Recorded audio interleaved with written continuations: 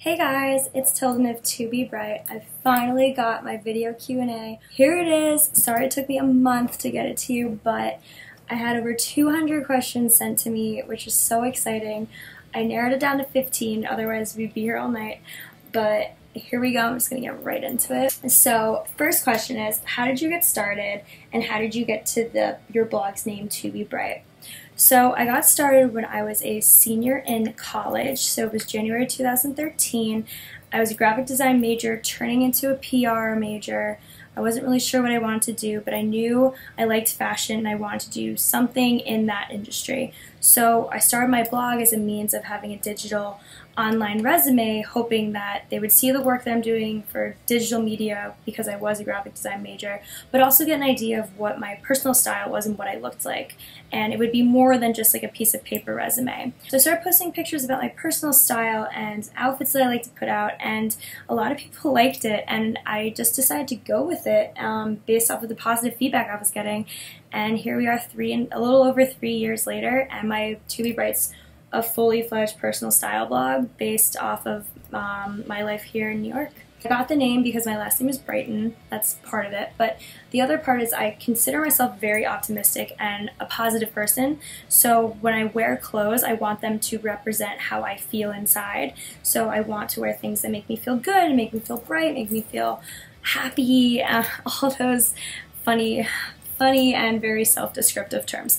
So that's how I got To Be Bright, because the outfits that I wear and I put on my blog are ones that make me feel that way.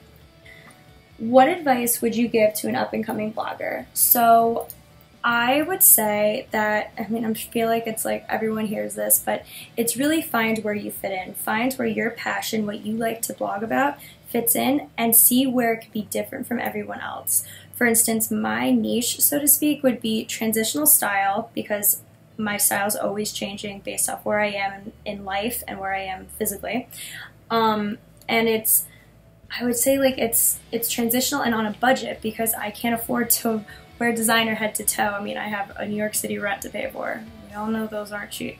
So naturally, I want to post about outfits that are maybe the look for less, or maybe have a designer piece but that I scored on a budget, and I'll tell you where I got it. And that's where I think I'm different, rather than just posting outfits that I think look good. I want to give some kind of value as to why I put these things together and where I got them, and how you can look the part, which many of us in New York or any major city, you want to look professional, but our budgets don't allow us to afford that. So that's when my blog hopefully will come into play and help you guys out with finding out where to get the look for less and where to score those designer pieces, and basically just fake it till you make it. That's always been my motto. Is blogging your only job, or is it your part-time job? How do you stay focused and organized working two full jobs if you have those? So yes, I have 2 full-time jobs. I think I've posted about it many times, but for those of you just tuning in, yes, I have 2 full-time jobs. My blog is one of them. The other one is I have a position as a research associate at an executive search firm that's also based in the fashion, retail, and beauty industry, which is super cool. Absolutely love it. Love the networking. Love everyone I work with. It's such a great way to get to know the industry and get to know the people that are in it and see where they came from. And I get a lot of, I guess, inspiration out of seeing how hard so many of the people that come into our office, how hard they've worked all their lives. And that's what makes me want to work even harder. I know ultimately I would want my blog to be my full-time job, but I'm not ready to do that. I'm also not financially comfortable to do that. That's why I have 2 jobs. But blogging and making a living off of that is also hard work. So trying to balance the 2 does get very hard. I do a lot of drafting, pre-organizing, pre-editing. I try to do as much as I can with each moment of free time in order to make my next day a little easier in case I want to slack off just a little bit. And that, going into the next question, where do you see yourself in 5 to 10 years, and what's your ultimate goal?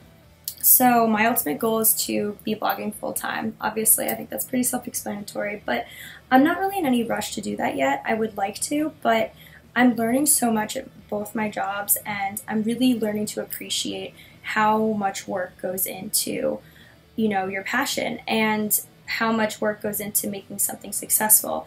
It doesn't happen overnight. That would be the farthest thing from it.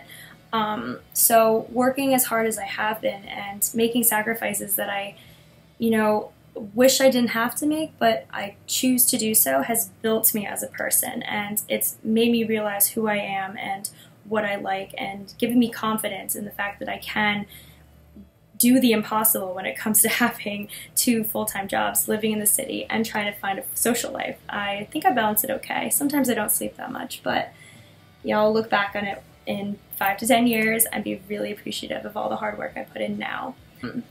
Has there ever been a time you lost fashion inspiration or motivation? Yes. I think like once a week sometimes, like just because the 2 jobs can get very, very tiresome. But when that does happen, I usually just take a walk or get myself off of a screen. Sometimes I'll even leave my phone like at home. Just like need to get away from all kinds of interactive media that reminds me to work.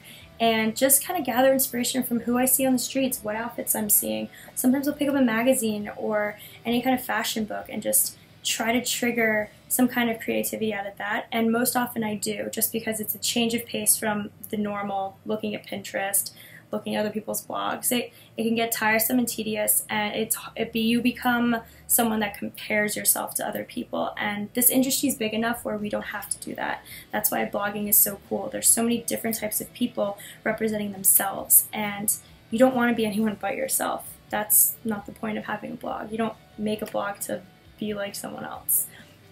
So anytime I feel like a lack of creativity, I just kind of step outside the box of digital and screens and work on trying to find creative influence outside of here. This cute little studio apartment that I love. So, do people outside the blogging industry take you seriously? I think that has to do with like explaining it to friends and family, like what I do. It's a mix. I think it's like I would say it's like 50-50. Some people understand where digital media and digital influencers are going in terms of advertising. Some people have no idea why I do it at all. They think I'm just doing it as a hobby. And, they're not wrong. I definitely do it as a hobby. I mean, it's a passion. I don't do it for the reasons, I didn't start it for the reasons, to make money off of it. I had no idea you could do that. And frankly, when I started, that really wasn't a thing. Now it's completely different. Digital influencers are like the keystone of advertising these days, especially for brands. Brands want influencers to promote their stuff. They don't want to be promoting their stuff because it's more realistic and it's more approachable. I think the blogging industry has grown tremendously and it's so, so powerful now. But back when I started, back when everyone had their, stereotypes of what blogs were, it was hard to be taken seriously. I get that. So now if someone asks me, I do my best to explain that everything that I put up there, takes about 8 to 9 hours to really curate and do properly, because I do take pride in what I do, and I do want to deliver quality content and quality photography and educate my readers on something or brands that they didn't know about or might want to know more about.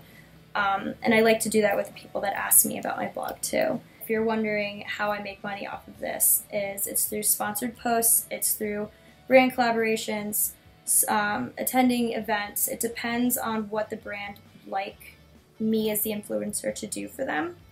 And all of that, determining how much I would charge and how much it would be, all comes from just 3 years of doing this and seeing how much time and energy and effort it does take to put together a post that is very highly qualifiable as great content. And for me, it takes about a day, honestly, if I want to do it right, and I never slack when it comes to that.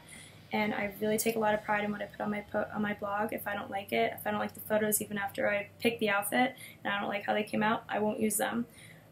I think it's all about just promoting who you are as a person, your style, and the best of your ability.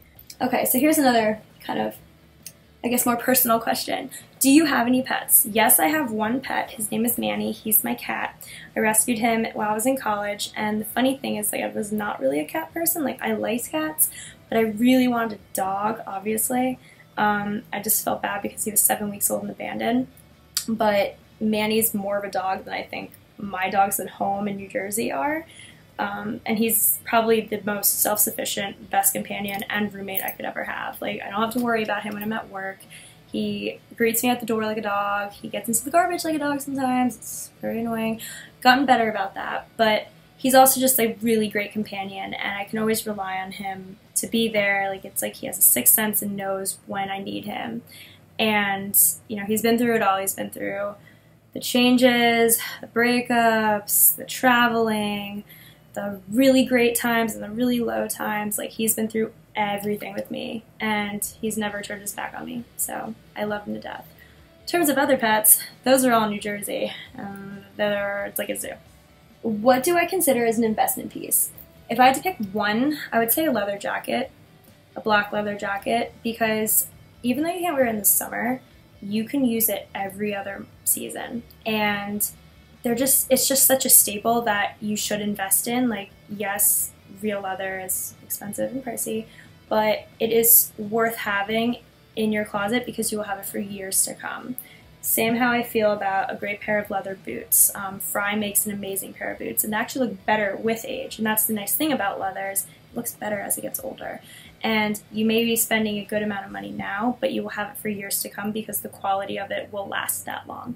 So that's definitely, I think, my number one investment piece if I had to pick. Do you think your style has changed over the years or with the changes in your life? Absolutely, 100%. I look back at when I started my blog in 2013 to now, and just from the photography and just my stance on what I'm posting about has changed dramatically. It's a direct reflection of how much I've grown in the past 3.5 years. And it makes me feel, like I said earlier, really confident in myself and who I am as a person and where I've gone and what I've accomplished in 3.5 years. And it's all timelines on my blog, so even if my blog doesn't go in the direction that I would like it ultimately to go, I will never regret 1 minute of the 3.5 years of posting, because it's provided me with such a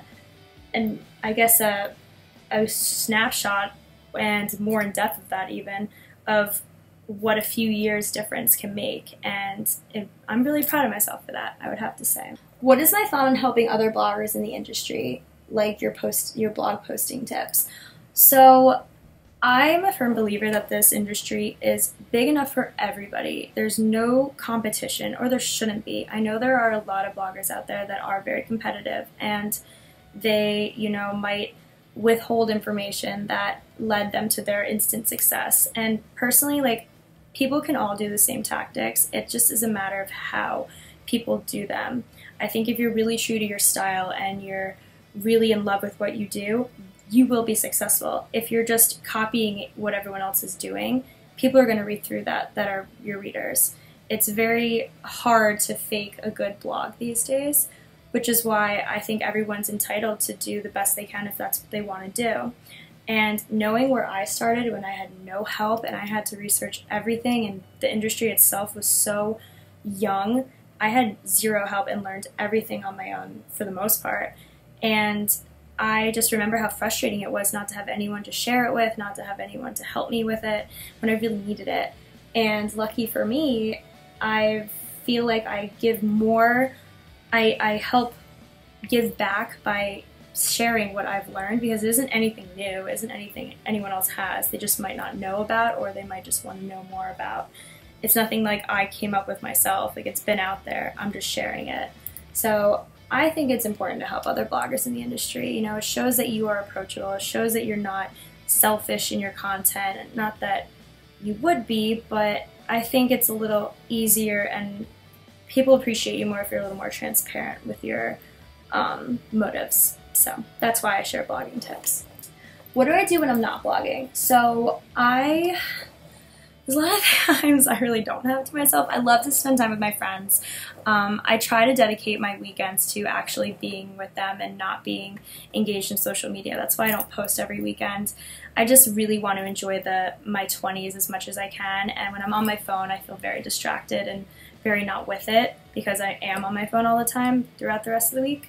So when I'm not blogging, I'm trying to spend as much social interactive time with my friends as I can. I love trying new places out in the city. Like, I love going to dive bars, I love going to live music. I also love to go for runs in the morning. I worked out my entire life because I was on the equestrian team in college, which I will also get to in a second. but we had workout regimens that I really stuck to, maybe slacked here and there. I just think like working out is a really good way to relieve stress, and I go for runs in the morning, not after work person that likes to work out. I like to relax and work on my blog instead. I will be doing a fitness post, I promise. I know that I've been asked that a couple times, but it's taken me a little bit. So where am I from originally and where did I go to school? Going back to the whole South Carolina equestrian thing. So I'm from New Jersey, and I was born in New York, raised in Hoboken until I was 3, and then we moved to Central on the Shore, New Jersey. It's the best way I can say it. It's right by an area called Sandy Hook. Not Jersey Shore, it's far from it. It's probably like the least touristy of all towns I've ever been to. It's like a hidden oasis. So whenever everyone talks shit about New Jersey, I'm like, yeah, I know it's awful, but I'm not gonna tell you where I'm from. It's a very quiet, happy place, in my opinion, and I have some great childhood memories from there. But I did want to go somewhere outside of that area, which can be a little small, and I wanted to try something new for 4 years while I could. So, like I was saying, I was on the equestrian team at the University of South Carolina. It's an NCAA Division I team, and I got recruited to be on that team because I've been riding horses since I was 5, and I competed up and down the East Coast since I was 5, so until college, which was 18, and I missed a lot of social events. It was like a full-time job even back then, but I loved it. I loved it, and going to the University of South Carolina was great because I actually was recruited onto a team with a lot of girls that I grew up competing against, so it was kind of nice to have an instant group of friends, and absolutely loved my years being on the team. By the end of my sophomore year, I just felt like I didn't really know who I was as a person. Like, I didn't know what else I liked outside of riding, and I figured college was the time for me to figure that out. And as hard as it was, I resigned my position on the team and tried to see what I liked outside of the barn, who I was as Tilden, the college student, not Tilden, the horseback rider. And that's where I fell in love with digital, marketing and PR and writing, and lo and behold, it all led to To Be Bright, so I can't be that upset about it. And I do ride from time to time still. I'm retired from showing right now. I still ride for fun, but it's obviously different when you don't have to compete. And I say temporarily retired because I might go back to it when I'm older. I'm just not sure yet. Right now, To Be Bright's kind of my new career in a sense, and who knew I was going to end up though in that direction, right? Do I have a posting strategy? Yes, having a posting strategy I think is super crucial, especially if you have 2 jobs. Pre-editing, drafting, organizing yourself, getting a calendar. I have a planner, agenda, everything. I figure writing out to-do lists keeps me organized. Anything you can do to get yourself ahead of the game the night before, a few days before, you'll be really, really happy about later. So what is my thought on the blogging industry in general? So I think the blogging industry is amazing. I think it's the way that advertising is going, influencing, digital influencers is what we're called now, which I think is way better than blogger. We represent real life. We represent the real person out there who is using the product, and we're honest, and we don't hold back. And if we dislike something, we are honest about it. And I think that is the way advertising should be. A lot of bloggers who are really true to themselves do not sell out just because they want to make a quick buck. And that also differentiates who is a good blogger and who's just doing it for the money and for the clothes. And I'm happy that I started my blog not knowing what it could become, because that makes me feel more reassured that I'm doing it for the right reasons. And the final question that I have, when will we see more personal posts, like a man on your blog? So personally, I don't really like to share that kind of stuff just yet. It's not that I'm against it.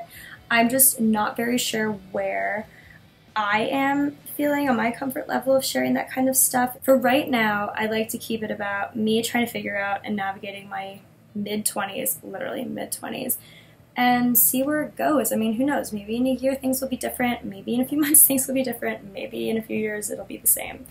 I can't tell you because I don't know what the future holds, but for right now it's going to be my transitional style and navigating how to be 25 in the city and pushing my blog towards a point where I can do it full time and, feel financially secure.